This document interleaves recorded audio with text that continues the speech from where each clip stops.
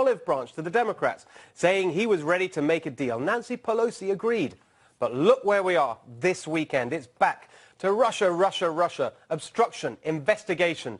On top of that, we have election shenanigans in Florida, wildfires in California, and the president of France, or should that be France, using the 100th anniversary of the end of the First World War to attack Donald Trump. Evening, everyone, and welcome to The Next Revolution. I'm Steve Hilton, and this is the home of positive populism. We've got all those stories and more covered with our fantastic guests tonight, Tammy Bruce in New York, and here with me, Sarah Carter and Charlie Kirk. And on top of that, a Swamp Watch tonight that you won't want to miss. Yes, it's Maxine Waters. But first, let's get the latest on the Florida recount situation. I'm joined now by Florida Congressman Matt Gaetz, who's really taken the lead on this for the Republicans. He's in Jacksonville tonight. Congressman, thanks so much for joining us. I want to get straight to the real question, I think, which is, I know this is not a simple question to answer, but to the best of your ability, what is exactly happening now? Yeah, I think they just cut open an alligator in the Everglades and found 2 more boxes of ballots down in Broward County. I kid with you, Steve, but we're finally done with the counting and on to the recounting. The good news is that in the governor's race, Ron DeSantis leads by a margin that well exceeds any opportunity for fraud. But what we see is really a new strategy from the resistance. First, they showed up at our town hall meetings, tried to disrupt us. We passed tax cuts anyway. Then they told us there would be a big blue wave that would wash out all Republicans. Well, that was met with a red wall here in Florida. And now we see that Democrats are trying to steal the elections, that they can't win fairly at the ballot box at the Democratic Party here in Florida. In fact, they've even held training sessions about how to perfect ballots and interpret ballots in a way that benefits Democrats. We want every legal vote to be counted, but frankly, with what we've seen out of the supervisors of elections in Broward and Palm Beach counties, I have very little confidence in their ability to effectively and legitimately lead the recount effort. So in terms of what we've seen so far, am I right in saying there's no evidence yet of anything illegal, it's just incompetence, is that right? Well, I think it goes a little beyond that. There have been some court rulings that have already found that supervisors of elections in both Broward and Palm Beach County engaged in illegal activity. In Broward County, that illegal activity was when the supervisor of elections stood in the way of Florida's transparency laws that required us to get accurate counts on who voted and where they voted and when that count was ultimately final on Election Day. In Palm Beach County, there was illegal activity when the supervisor of elections was validating damaged ballots at the staff level without having the canvassing board review that process. So I believe there's already been enough illegal activity on the part of the supervisor of elections to justify their removal. What we haven't seen is the proof of the ballot stuffing or fraud, but when they stand in the way of the transparency, then it becomes very hard to acquire that proof. Okay, so last question to you. What do you think, what would you like to see happen next? Where does this go? Do we just have to wait, or do you think that there needs to be more aggressive action against what the Democrats are trying to do? Well, because a hand recount will soon occur in the United States Senate race, I believe that Governor Scott needs to immediately suspend the 2 supervisors of elections that were unable to do their job and who have already found to have violated court orders. That would allow us to have a nonpartisan, fully transparent process that the people of Florida could have confidence in, Steve. Congressman, thank you so much for that. Thanks for staying on this. See you soon. If there's an update, we'd love to get you back to talk about it. Thank you, Steve. I'll be back.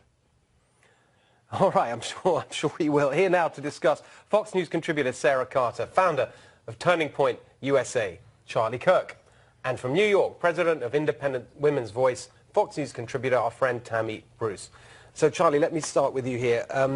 It just makes me laugh because you hear all the time about President Trump, you know, breaking democratic norms and all the rest of it. It seems to me that, like, one basic democratic norm is that the person who got the most votes by the end of polling on Election Day wins the election. No, my favorite part of this whole thing, which has not received basically any media coverage, is that lawyers for the Gillum campaign and the Nelson campaign objected to non-citizens' votes not being counted. Now, first of all, non-citizens shouldn't even be allowed near voting at all. Right. Second of all, the lawyers for these campaigns objected. They said, object, object, and this got some, social media coverage yesterday. Right. But this is where this is headed, Steve, where all of a sudden there's going to be a movement to get non-citizens to be allowed representation in our democratic elections. But I think Congressman Gaetz hit it right out of the park. they lost. They lost in 2016, and they went all in for Florida. They really thought they could turn Florida blue, and because of President Trump and his multiple rallies in the state, the little blue, faucet, kind of with a little drip hit a very, very big red wall. Well, and this is why they were pushing so hard. I mean, look, all you have to do is look at the facts. Brenda Snipes has been reprimanded by the courts back in 2016. She was reprimanded by the courts. There's a call for her to be fired, to be let go. This is something they're going to be pushing. Governor Ron DeSantis, when it's finally made, legit, they're going to be pushing for that to happen. It undermines the electoral system, too. It just undermines the whole system. I just want to get Tammy in. What's your take? Well, look, I think that this has clearly been going on for a while. And it's a reminder to the Republicans, or at least it should be, that the Democrats are at war with this process. They want what they want at the end. It's like Hillary. We're entitled to this, so we're just going to get it, and it's going to magically come to us by, brought to us by leprechauns. And all of this voting stuff is just kind of a distraction for the great unwashed mass. Look, enough is enough. The Republicans, there's an old GOP that lost on Tuesday. And there's got to be a new GOP that is street smart, that is aggressive about what matters, aggressively defending the rule of law and legitimacy of this process, because it is a strange, Steve, a strange naivete in believing that, everybody means well. Well, everybody else in Florida got this process correct on Tuesday. Every other district, except for these two major Democratic districts, it's as though they knew that they needed a backup just in case. And everybody's afraid to say that, this is maybe a deliberate kind of dynamic. But having been on the left, I can tell you, it is the ends justifies the means. And and in their own mind, it's about a willingness to do whatever it takes because, in their mind, it is civilization that is at stake. And this is why they're willing to cut the corners or to be directly, of course, using direct fraud and even misleading their own base as well.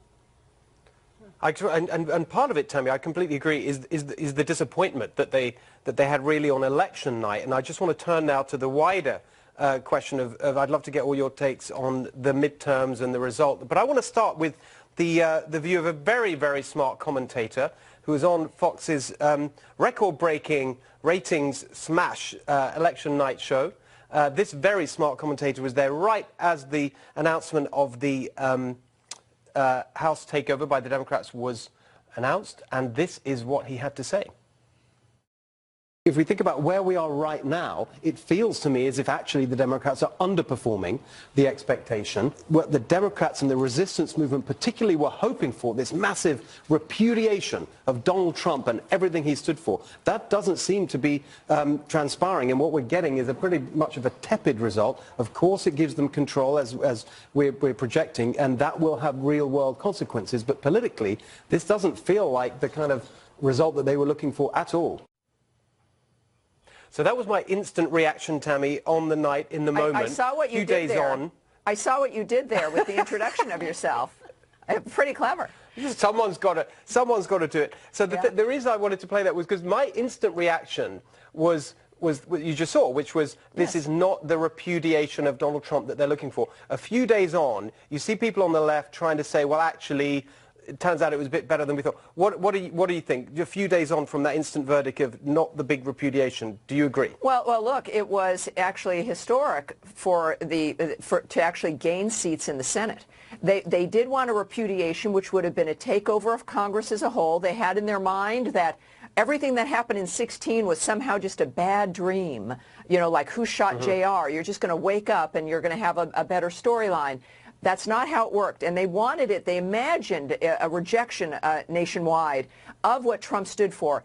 That didn't occur, and as a matter of fact, it gave us, though, for conservatives and the Trump administration, a bit of a hint about what they need to work on for 2020. There is definitely women in the suburbs. You can't take those women for granted. We've got to articulate the conservative ideal, and you've got to know that the Democrats are at war with us, and you've got to become street smart. Those realizations and those lessons from this race on Tuesday, from the midterm, could in fact, really not. I believe Donald Trump will be reelected, but it's a matter of expanding again control in Congress so that we can continue with the agenda. I think that's very smart, the message of no complacency there and learning from it so that nothing goes wrong next time. Sarah? I agree with Tammy wholeheartedly, and I also think what's very important here, and a lot of people have forgotten, not just the women, but the Republican Party needs to spend more time reaching out to the Latino base, reaching out to minorities, really making itself, because let's just go back to the reality here. Most Hispanics are conservative at their core, but I think they just don't feel that there's enough connection there with the Republican Party, and I think there's attempts to do that, and I think that's wonderful, but I think that's something that's a lesson learned. But this was not a blue wave. Can I just say that's a really interesting point, and I think the difference, see, that we've heard that from the Republican establishment before, but I think the difference in the Trump era is that very important message of outreach will not turn into a softening of the actual policy position, because actually you've got in law, Hispanic people and voters who are here, came through the right process and working hard and so on. They're just as tough on immigration as anyone else. Absolutely. It's disingenuous for anyone to say that all Hispanics feel the same way about immigration. Hispanic Americans are very much national security oriented. This is something that, the Republicans have to do as far as like reaching out to the Hispanic community. They understand that. Remain firm, build jobs. We've seen an increase in minority labor increase. There's less unemployment. Exactly. Yeah, so I think that that's really important. That's something we've got to focus on, and we've got to continue to focus on, as well as women. But there was no blue wave here. I think the Democrats had egg on their face when they were all saying, and look, they admitted it themselves. Well, and in a lot of the districts that they flipped, these candidates ran pretty close to Donald Trump. They refused to say anything negative about him. I mean, these are red districts that they flipped, a lot of them. And they also refused to even put Democrat on a lot of their lawn signs. The day before the election, I traveled to 5 states, did 6 rallies with Donald Trump Jr., and we saw that a lot of these Democrat candidates were almost pretending not to be Democrats. So that should be reaffirmation for conservatives that it's not that our ideas that were put on the referendum. It's that the Democrats had a tremendous amount of money, and they tried to play change politics directly to suburban voters. So much money, and also, from my perspective, I saw it right based in Silicon Valley. The amazing technology, all the stuff that went into getting the vote out, the campaigns to get the vote out, huge effort with very little reward. Anyway, lots more ahead. French President Macron launched an unbelievable attack on President Trump today over nationalism. He is completely wrong, and I'll tell you why next. Welcome back, everyone. As President Trump attended the commemoration of the 100th anniversary of the end of the First World War, his host, President Macron, launched an extraordinarily direct political attack. Here's what Donald Trump said a few weeks ago. They have a word. It sort of became old-fashioned. It's called a nationalist. And I say, really, we're not supposed to use that word. You know what I am? I'm a nationalist, okay? I'm a nationalist. So who on earth could Emmanuel Macron have meant when he said this today? Patriotism is the exact opposite of nationalism. Nationalism is a betrayal of patriotism by saying, our interests first, who cares about the others? We erase what a nation holds dearest, what gives it life, what makes it great, and what is essential, its moral values. All right, so let's take his words at face value. He said, patriotism is the exact opposite of nationalism. Is it? I looked it up on Google. The definition of nationalism is, quote, patriotic feeling, principles, or efforts. The first synonym, that means the same meaning as, not the opposite, listed for nationalism is literally patriotism. And that's according to the globalists at Google. But let's go beyond semantics. Let's take his argument, such as it is, seriously. The President of France is saying it's wrong to put your own country's interests first. He thinks something else, perhaps the European interest or the global interest should come first. But who decides what that is? Where does its legitimacy come from? How is it accountable, and to whom? What is Macron's mandate exactly for privileging the European or the global over the national? He was elected with French votes, not global votes. Just like President Trump was elected with American votes. At least he seems to understand that and understand who he's accountable to. Macron's attack on President Trump was highly revealing. It lays bare the astonishing arrogance of the globalist ruling class, who think it's their moral duty to ignore democracy and instead run the world according to whatever makes life easier for the ruthless and heartless global corporations that Macron and his gang of Davos elitists cravenly serve. And they have the nerve to lecture President Trump about morality. One last point on all this.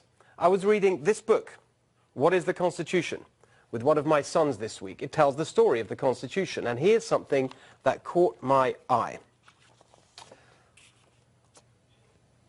Some leaders, like George Washington, James Madison, and Alexander Hamilton, wanted the United States to be a strong nation with a solid central government, one that would oversee all the states.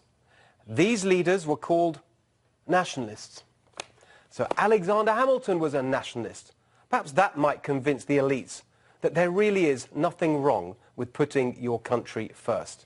In fact, it's the only truly democratic thing to do. Back with us, Sarah, Charlie, and Tammy. Well, it comes back to this question, is America a greater country than any other country? And the answer is, of course. We're the greatest country ever to exist in the history of the world. But Macron does not believe that. He believes that every country, every culture is just within the same couple margin points. Are we really the same culture as Saudi Arabia? Of course not. I mean, all men are created equal under the eyes of God, but not all countries are created equal, and all cultures are definitely not created equal. Try doing this type of a show where you speak critically of the government in Saudi Arabia. You see what happens when journalists speak against Saudi Arabia. This is the problem with the globalists.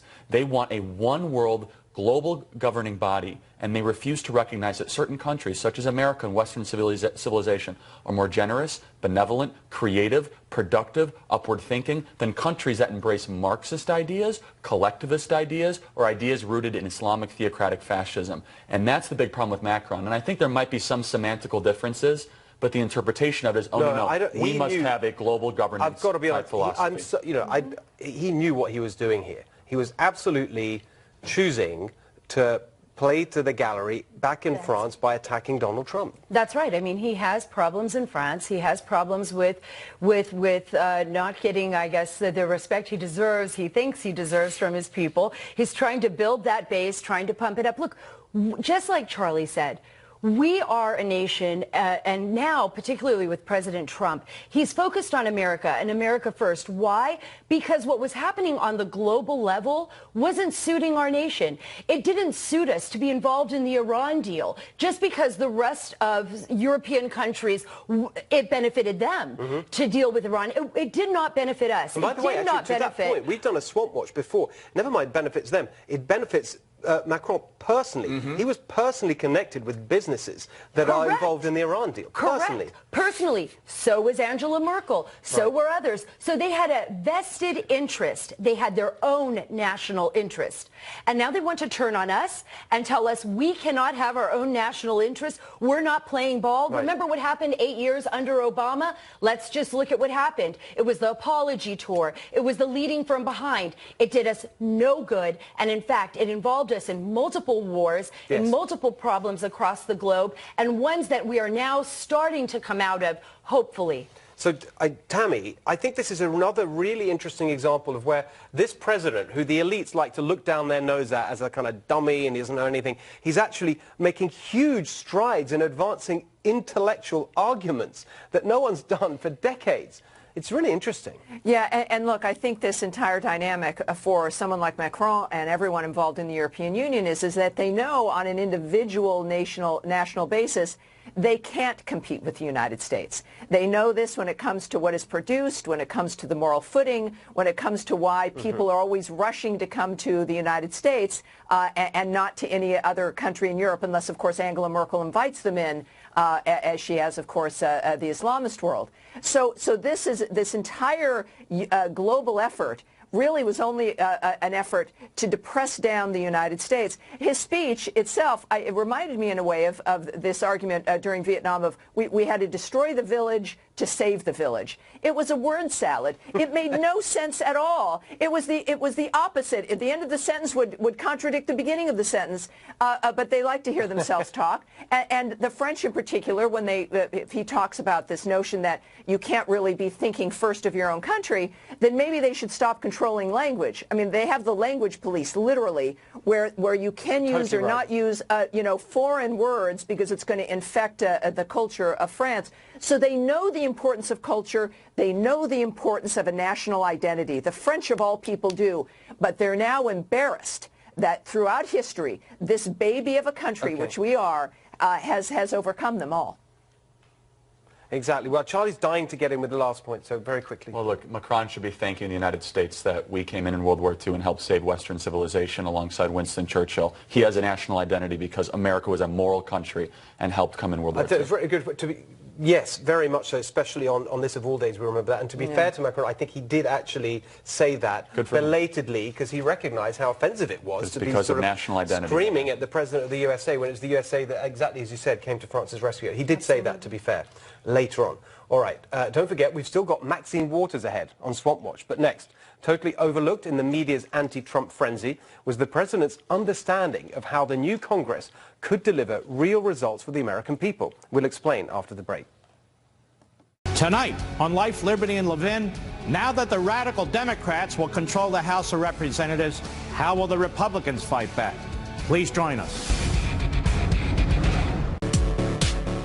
Welcome back, everyone. So after the midterms, President Trump did a big press conference, and you probably heard about it because of the spat with Jim Acosta and a few other reporters, which is the first I heard about it. And I thought there must have been more to it than that. So I went back and watched the whole thing, and it was absolutely fascinating because the president started out incredibly serious and sober and positive and constructive, and he showed a really deep understanding of what this new dynamic in Congress would mean, not just for him politically, but for the country and the ability to get things done for the American people. And I just wanted to play you a little bit of what he said that really shows, I think, how he gets the dynamic here, as you'd expect from someone who really prides himself on his ability to make a deal. Watch this.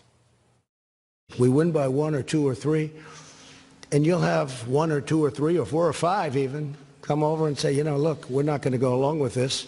We want this, and all of a sudden we wouldn't even be able to get it in many cases out of the Republicans' hands before we sent it on to the Senate.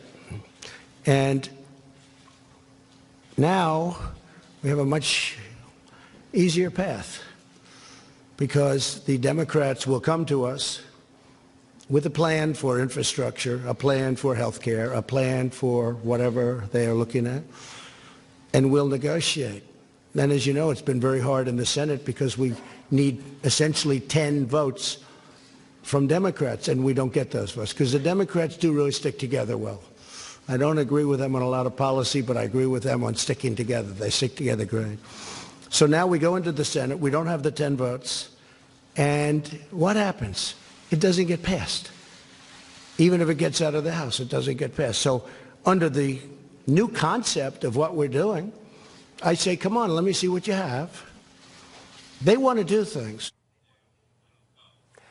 So, Tammy, I just thought that was so fascinating, just this sort of intricacy there, which he totally got the new situation and felt confident that he could make something happen. And this is almost like he should be in his element, the art of the deal. Yeah. Do you think that do you agree with that? And do you think that, in a sense, his supporters will support him if he goes down that road of trying to make deals? Well, look, we saw him do this at the beginning of his term. He started that with DACA.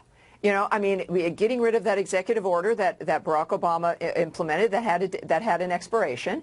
And he was really, literally willing to negotiate with the Democrats. This has always made me a little nervous about the president.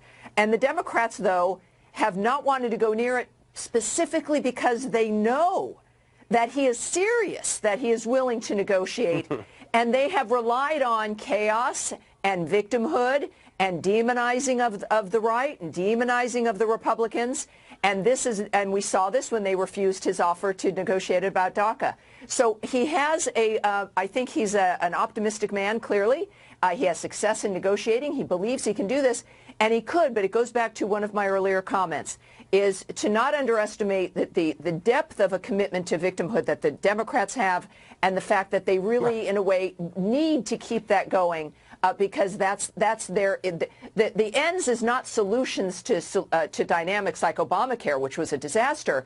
It really is just being able to demonize everyone else in the process. So that's got to be his concern. But at the same time, the fact that he's willing to will highlight over and over and over again the resistance of the Democrats and their obstruction. So either way, he wins. He's really willing to negotiate, and that will highlight the failure of the Democrats.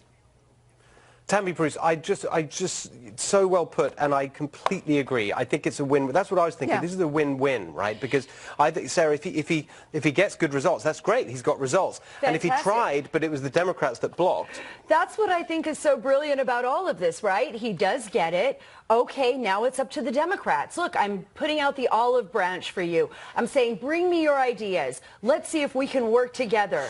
And now they won't be able to cry victim, victim, victim, oh, me, because they're going to have to take something, right? Mm-hmm. If they don't, the American people are going to see this. They're going to know, okay, these guys just don't want to work on this. I think infrastructure is going to be a big one. I don't really think we're going to see much get done with immigration. I mean, although there is a possibility of that, he is going to turn around and ask them the same thing. What are we going to do about immigration? What can you bring to me? What can you bring to the table? So he's really going to throw the ball in the Democratic court. He's going to see how they dribble and whether they bring it on home and if they even can. And I think that's going to be most interesting. I'm a little bit more cynical. I mean, I'm not cynical. Not with we are positive populism. Not with the president's ability to make a deal. No, the president's extraordinary. He's been doing this his whole life. And if you think the Democrats are hard, just the city council in New York and building skyscrapers is a lot more difficult than working with House Democrats. Here's where I'm cynical. Democrats don't want to strike a deal. They don't actually want to make this country more self-reliant or stronger or have borders. They, as Tammy says, they want chaos. They thrive on division, and they're going to say, let's try to put as much blame on Trump, create as much smokescreen through these ridiculous investigations and committees to try to march our way to win the White House back in 2020. And this is the other problem, and this is the warning sign to the president and to House Republicans. Any sort of victory that you give them or any sort of win, they're going to take credit for it. Or they're going to try to put blame on you and say that we need to win back the White House and just imagine what we could do. And so be very, very cynical with these Democrats, especially the same Democrats that have called President Trump the most horrific names imaginable and have said that Republicans are evil people. They said he's racist, so on and so forth. But I have faith in the American people. I mean, I think they're going to see through this. They're going to see through the charade. But I thought also we've got to point it out. And also the thing, I mean, you know, like you're exactly right. That's all we've heard all weekend is, you know, Adam Schiff going about investigations are sexy, he said this morning. Oh, my gosh. Anyway. One of the Democrats who stands to gain the most from the left's takeover of the House is about to get put under the Swamp Watch microscope. You know who she is, but you won't believe what we found. Swamp Watch is next.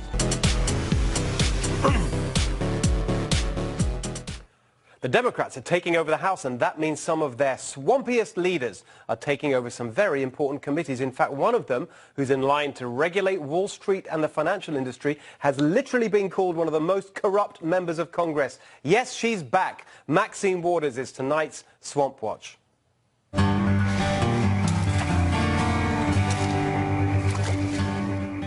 Maxine Waters has, of course, become notorious for her role in whipping up political incivility and violence. If you see anybody from that cabinet in a restaurant, in a department store, at a gasoline station, you get out and you create a crowd. And you push back on them. And you tell them they're not welcome. Right. But that is far from the first stain on her record in Congress. For starters, Waters was the subject of a House Ethics Committee investigation in 2010. In the midst of the financial crisis, she arranged a meeting between then Treasury Secretary Henry Paulson and top executives of One United, a bank. One United later got $12 million in bailout funds, handily enough for Maxine Waters, whose husband was a major shareholder. In 2004, Maxine Waters and her husband, Sidney Williams, each separately bought One United stock worth between $250,000 and $500,000. Her husband also held separate stock worth another $250,000 to $500,000. That same year, Waters sold her One United stock, and her husband sold somewhere between 1/4 and 1/2 of his holdings. But he became a member of the bank's board and remained there until 2008. By the time Maxine Waters scheduled the meeting with the Treasury Secretary, her husband owned approximately $350,000 in One United stock, all of which would have likely gone down the drain without the bailout money she helped secure. How lovely for Maxine to have the power to protect her investments with taxpayer bailouts. What a true woman of the people she is. The scandal led Citizens for Responsibility and Ethics in Washington to name Waters one of the most corrupt members of Congress in 2011. It's no surprise then that this champion of the poor and downtrodden owns multiple properties in California, including a multi-million-dollar home that isn't even in her district. Here's another way Maxine Waters brings in the cash: slate mailers. They're sample ballots that Waters sends to about 200,000 voters in the Los Angeles area, highlighting the local officials that Waters endorses. What's wrong with that, you might say? Good for her for being an engaged activist. Here's the catch. She charges tens of thousands of dollars to be listed on her mailer. When San Francisco Mayor Gavin Newsom was running for lieutenant governor, he paid Waters $45,000 for a spot. Senator Kamala Harris paid $33,000 to be on the mailer when she was running for state attorney general. And guess who's in charge of the organization that runs this scheme? None other than Waters' daughter, Karen. But her husband's in on it too. He reportedly made nearly $500,000 working part-time as a consultant to a municipal bond underwriting firm, which he used to court some of the politicians to pay for a slate mailer endorsement. In one response to reporters' questions about these schemes to enrich her family, Waters said, quote, "They do their business and I do mine." Well, that's one way of putting it, I suppose. Her husband said his wife files all the proper disclosure of his clients, and beyond that, you can't ask me anything about my business. Of course not. You're making money off the back of your wife's position as a member of Congress. How dare anyone question that? But the corruption goes much deeper. With Maxine Waters, it's institutional corruption. Look what she recently said about the banks once she's chair of the Financial Services Committee. I'm going to do to you what you did to us. So what exactly did the financial services industry do to you, Maxine? Lined your pockets, that's what. Here's a few examples. You took $10,000 from American Express, $11,000 from UBS, $10,000 from State Farm Insurance, $10,000 from Aflac Insurance, $10,000 from the Managed Funds Association, $10,000 from the Mortgage Bankers Association, $10,000 from the National Association of Federal Credit Unions, $10,000 from the National Association of Insurance and Financial Advisors. All told, Waters has brought in over $230,000 from the securities and investment industry and over $330,000 from the insurance industry since she became ranking member of the Financial Services Committee in 2012. Once she's the chair of that committee, you can bet her conflict donations will skyrocket as a result. She also brings in plenty of cash from lobbyists whose clients she regulates. Now, this one is so unbelievable I thought it wasn't true, but it is. One of those lobbyists is Mike Roos, who previously served with Waters in the California State Assembly. In 2009, he was representing a client called Nehemiah Corp., which had significant business interests in the mortgage industry. Waters, his friend of 30 years, was then in Congress and chairman of the Financial Services Housing Subcommittee. So, they worked together to push legislation that just happened to benefit his client's bottom line. But this turned out to be much more than a favor for a friend. A close look revealed that Waters' lobbyist friend paid her husband $15,000 as a consultant at the same time she was sponsoring the legislation. Maxine Waters is up to her neck in the swamp. She's used her public office to protect her investments, benefit her friends and enrich her family, all while taking hundreds of thousands of dollars in conflict donations from members of the industries that she regulates. If you see her at a restaurant or in a department store or a gasoline station, do tell her we're not impressed. Politely, of course. Tell me what you think of that at Steve Hilton X and at NextRev FNC. We know the Democrats are obsessed with investigating Donald Trump, but now they control the House. They also want to stop investigating the deep state corruption in the 2016 election. Is there anything we can do about it? We'll take a look next. Welcome back, everyone. As President Trump attended the commemoration of the 100th anniversary of the end of the First World War, his host, President Macron, launched an extraordinary direct political attack. Here's what Donald Trump said a few weeks ago. You know, they have a word. It sort of became old-fashioned. It's called a nationalist. And I say, really, we're not supposed to use that word. You know what I am? I'm a nationalist, okay? I'm a nationalist. So who on earth could Emmanuel Macron have meant when he said this today? Patriotism is the exact opposite of nationalism. Nationalism is a betrayal of patriotism by saying, our interests first, who cares about the others? We erase what a nation holds dearest, what gives it life, what makes it great, and what is essential, its moral values. All right, so let's take his words at face value. He said, patriotism is the exact opposite of nationalism. Is it? I looked it up on Google. The definition of nationalism is, quote, patriotic feeling, principles, or efforts. The first synonym, that means the same meaning as, not the opposite, listed for nationalism is literally patriotism. And that's according to the globalists at Google. But let's go beyond semantics. Let's take his argument, such as it is, seriously. The President of France is saying it's wrong to put your own country's interest first. He thinks something else, perhaps the European interest or the global interest should come first. But who decides what that is? Where does its legitimacy come from? How is it accountable, and to whom? What is Macron's mandate exactly for privileging the European or the global over the national? He was elected with French votes, not global votes, just like President Trump was elected with American votes. At least he seems to understand that and understand who he's accountable to. Macron's attack on President Trump was highly revealing. It lays bare the astonishing arrogance of the globalist ruling class, who think it's their moral duty to ignore democracy and instead run the world according to whatever makes life easier for the rootless and heartless global corporations that Macron and his gang of Davos elitists cravenly serve. And they have the nerve to lecture President Trump about morality. One last point on all this.